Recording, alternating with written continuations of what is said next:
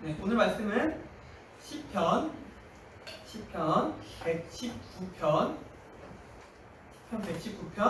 65절부터 72절까지 말씀입니다. 시편 119편 65절부터 72절까지 말씀입니다. 시편은 구약 성경에 있습니다. 찾으셨으면 화면을 보면서 제가 먼저 읽고 여러분들 읽으면서 함께 교독하도록 하겠습니다. 제가 먼저 읽습니다. 여호와여, 주의 말씀대로 주의 종을 선대하셨나이다. 내가 주의 명령을 들었사오니 좋은 명철과 지식을 내게 가르치소서. 고난당하기 전에는 내가 그릇 행하였더니 이제는 주의 말씀을 지키나이다. 주는 사랑과 선행하시니 주의 윤례로 나를 가르치소서. 교만한 자들이 거짓을 지어 나를 치려하였사오나 나는 전심으로 주의 법도들을 지키리이다. 내 마음은 살쪄서 기울더기 같으나 나는 주의 법을 즐거워하나이다.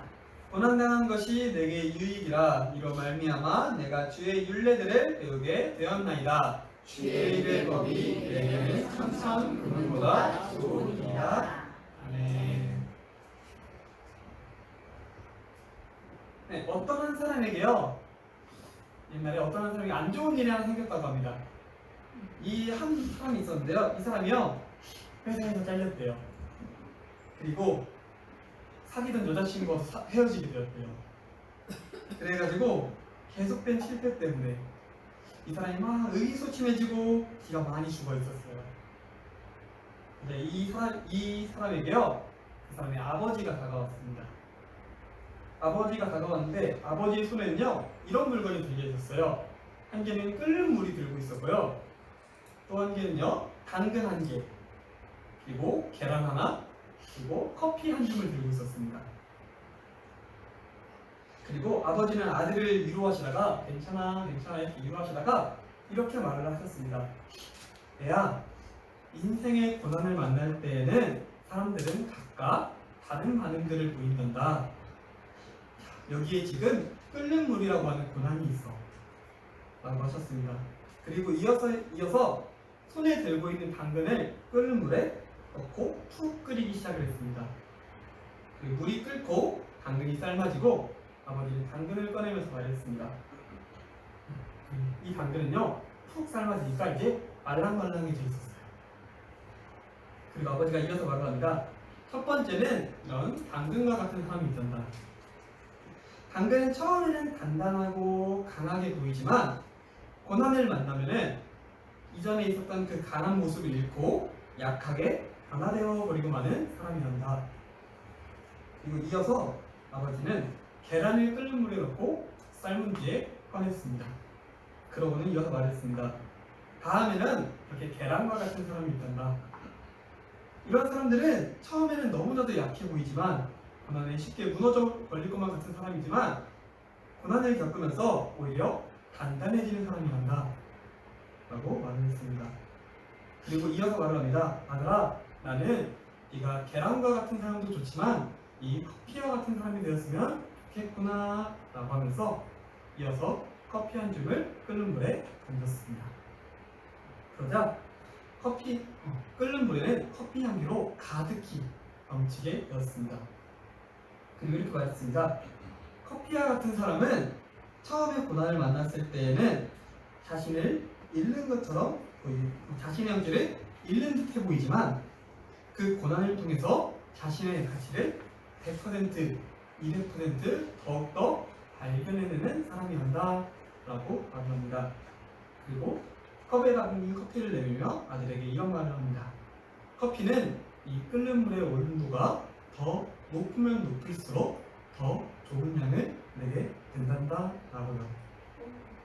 네. 우리가 살아가다 보면은요 숱한 고난을 만날 때가 있습니다. 그런 고난을 당할 때는요 원망이 나오기도 하고요, 이해가 되지 않기도 하지만 그런 고난을 당하고 경험하다 보면 우리는 그 고난을 통해서 하나님의 뜻을 발견하게 되는 경우도 있습니다. 오늘 우리가 읽은 본문은요 그런 점을 가르치고 있습니다.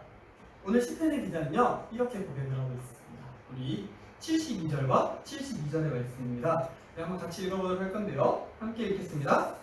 고난당한 것이 내게 유익이라. 이로 말미암아 내가 주의 율례들을 배우게 되었나이다. 주의 율례법이 내게는 천천 금은보다 좋은 일이다. 우리가 살면서 만나는 참 고난들은요 그 당시에 정말로 어려워요. 그리고 힘들어요. 하지만 지나고 보면은 그 고난을 통한 하나님의 섭리를 발견하게 되고 알고 깨닫게 만들어주기도 합니다. 어느 인생이든요 고난이 없는 인생은 없습니다. 없으면 좋겠지만 너무나도 자주 찾아와요. 네. 그렇기 때문에요 우리는 고난을 피하려고 하는 게 아니라요 이 고난을 잘 다룰 필요가 있겠습니다. 고난이란요 내용물은 정말로 좋은 선물인데 포장지가 정말로 나쁜 선물과도 같습니다. 그래서 포장지를 딱 처음 받았을 때는 너무나도 받기 싫어요. 그런데 그 포장지를 하나씩 하나씩 벗겨갈수록 하나님의 아름다운 계획과 인도를 발견할 수 있습니다. 그래서 오늘의 눈물이 변하여 내일의 축복이 될 수도 있습니다. 네, 고난에 대해서는 어떻게 대해야 될까요? 성도가 고난을 당했을 때요 크게 두 가지 반응을 나타낼 수 있습니다. 먼저는요 사울왕과 같은 반응입니다. 이전에는요 한 나라의 왕으로서 하나님과 선지자 백성들의 지지를 받고서 이스라엘의 왕으로 세워졌어요. 이 사울왕은요 인생의 정말로 가장 높은 곳에서 살고 있었어요. 그런데 이 사울이 하나님께 버림을 받습니다. 그리고는 사울은 병을 얻었고 하나님께서 사울을 떠나버립니다. 네, 사울의 인생에서요 가장 심한 일, 가장 절망적인 일이 일어났어요. 인생의 높은 곳에 있던 사울이 낮은 곳으로 떨어졌고 그는 그 고난의 상황 속에서요 어떤 일을 하냐면 하나님께 엎드려 다시 돌아가는 게 아니라 하나님이 세우신 다윗 왕을 다음 왕인 다윗을 시기하고 죽이고자 하면서 심지어는 무당을 찾아가기도 합니다. 네. 아까 전에 이야기에 나왔던 건 당근처럼 정말로 강해 보이는 사람이었어요. 없는 게 없는 사람이었어요. 하지만 이 사울은요 고난을 만나자 마음이 꺾여버립니다. 하나님을 의지하고 있던 그 좋은 사울은요 시기와 질투와 욕심에 사로잡힙니다. 하나님을 떠나고 맙니다. 이제 단단하고 성숙한 모습과는요 너무나도 다르게 신앙의 모습이 어떤 신앙의 모습이 있던 간에 생각도 나지 않게 넘어지고 맙니다. 그래서 고난 속에서요 이제는 포기하고 맙니다. 이게 첫 번째 유형은 이런 유형입니다. 우리가 살아가는 길에서 만나는 많은 사람들이요 고난을 만났을 때 이런 반응을 보입니다. 나한테 고난이 왔어? 하면서 꺾입니다. 신앙도 꺾이고요 내 삶도 꺾입니다. 네, 그리고 그 다음 유형은요 고난이 올 때 다윗과 같은 사람들이 있습니다. 다윗은요 이전에는 그저 약해 보이고 집의 막내였어요. 집의 막내이자 가장 작은 자. 아버지와 형제들도 선지자 사무엘이 아들을 데려와 라고 했는데 안 데려와요. 까먹었대요. 아들이 있었네요 하면서 잊을 정도로 그렇게 집에서 작은 자. 네, 그런 다윗은요 그의 처음 모습은요 강해 보이지도 않았어요. 그런 다윗이요 고난을 만납니다. 그는요 왕으로부터 한 나라의 왕으로부터 죽임을 당할 위기에 처하고 도망자 신세가 됩니다. 그러나 그 다윗은요 그 고난 가운데에서도 그 고난의 시간을 하나님을 온전히 의지하는 그 기회의 시간으로 사용하였습니다. 그에게 고난은요 절망의 시간이기도 했지만 광야에서 하나님을 만나고 더욱더 단단해질 수 있는 시간이었습니다.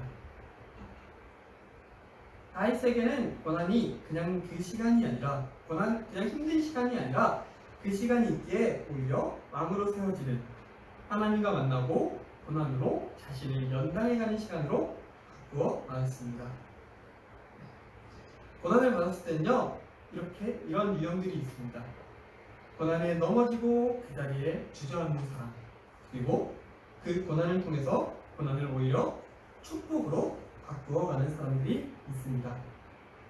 그리고 우리는요, 고난을 하나님이 주신 복으로 바꾸어야겠습니다. 주님의 손을 붙잡고 고통의 시간을 통과해본 성경의 여러 사람들은요, 노예 생활했던 요셉, 도망자였던 다윗, 광야에서 외로운 싸움을 했던 엘리야 선지자와 같은 사람은요, 그 고난의 시간을 낭비하는 것이 아니라 영적인 성장의 기회로 만든 사람들이었습니다.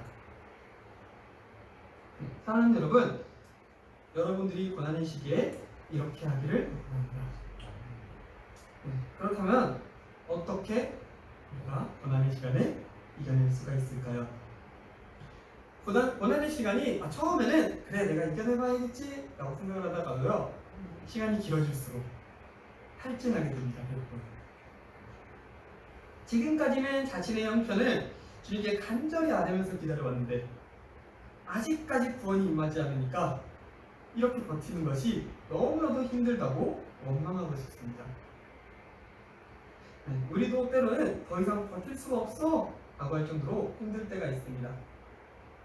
그런 상황에서도요, 오늘의 시편을 기자는요 이렇게 고백을 하는데요, 이 본문, 이 뒤에 있는 본문인데요, 81절의 내용입니다. 이 81절을 한번 같이 읽어보도록 할 건데요, 함께 읽겠습니다.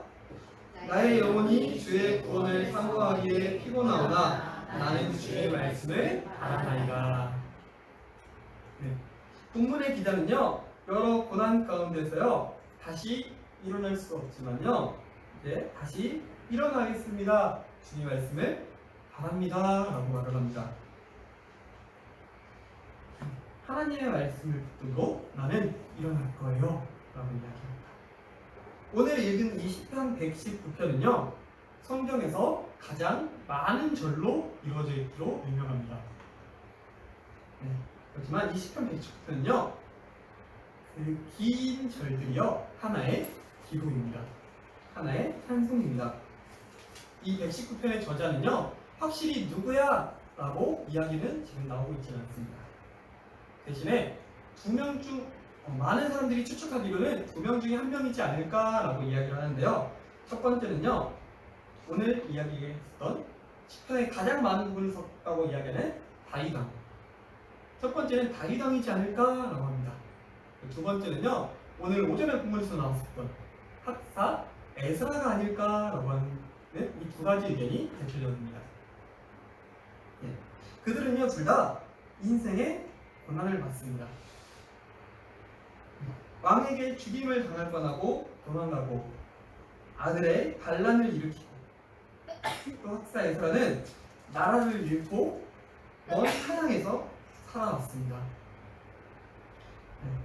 그런 고난의 삶을 겪었던, 고난이 항상 그 곁에 있었던 이 두 명의 다윗과 에스라, 이 둘의 고백이요, 고난 가운데 내가 지금요 너무나도 피곤하고 너무나도 일어날 수가 없어요. 그런데도 불구하고 내가 고난당한 것이 내게 유익이에요.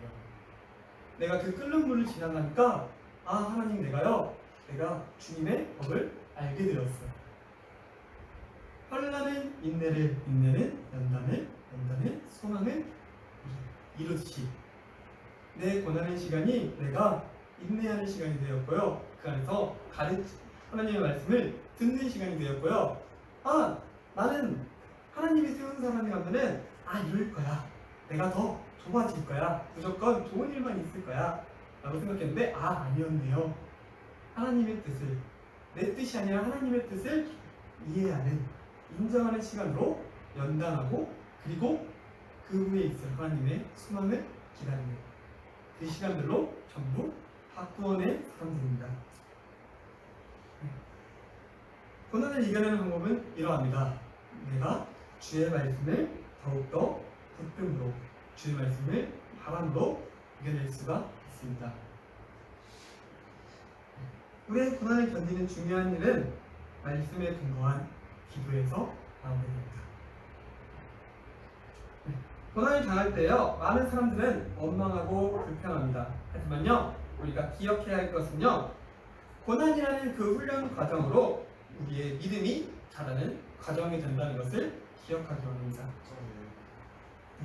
믿음의 사람들은 고난이 다가올 때 오히려 자신을 살펴보고 믿음의 주요 온전케 하시는 주님을 바라보고 믿음으로 나아가야만 믿습니다. 그로 인해 고난이 왔을 때 우리가 고난의 시간을 낭비하지 않는 오히려 영적인 성장의 기회로 주님의 손을 붙잡고 이겨내는 여러분들 되시기를 주님의 이름으로 소망합니다. 그럼 여러분들 되시기 기도하며 제가 기도하고 계시도록 하겠습니다. 기도합니다.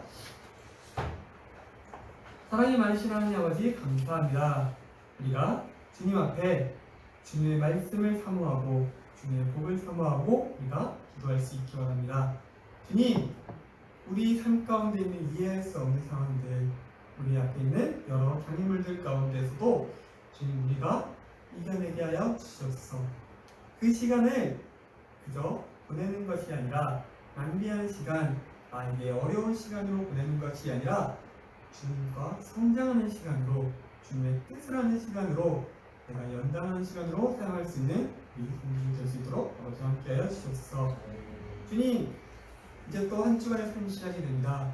지나가는 모든 삶 가운데 아버지 당신이 함께 하셔서 그 발걸음을 주님과 함께하는 발걸음을 다가가는 주님 될 수 있도록 함께하여 주시옵소서. 항상 감사드리며 예수 그리스도의 이름으로 기도드립니다.